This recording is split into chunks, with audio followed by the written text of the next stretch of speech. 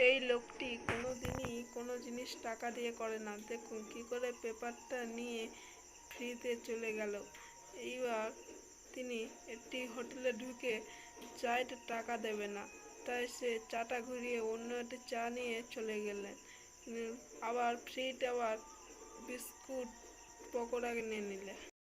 খাওয়া হয়ে গেলে সে একটি শপিং মলে চলে গিয়েছিল এবং সে টাকা দিয়ে কিছু কিনবে না বলে ঝাড় তার ব্যাগে ঢুকে দিচ্ছে এবং পকেটে, এবং যে ওখানকার স্টাফ তাদের মাথায় দিয়ে দিচ্ছে, এবং সে জিনিসপত্র না হয়ে গেলে বাইরে বের হয়ে আসছিল। আর যারা যারা বাইরে বেরোচ্ছিল সব সাইলেন্সার বেজে উঠছিল। সবাই ভাবছিল যে কি হচ্ছিল। তাই ওখানকার স্টাফরা সব ব্যাগ ট্যাগ চেক করতে লাগলো এবং স্টাফরা নিজে নিজেকেই চেক করতে লাগলো, কারণ তারাও বেরোচ্ছিল, সাইলেন্সার বেজে উঠছিল।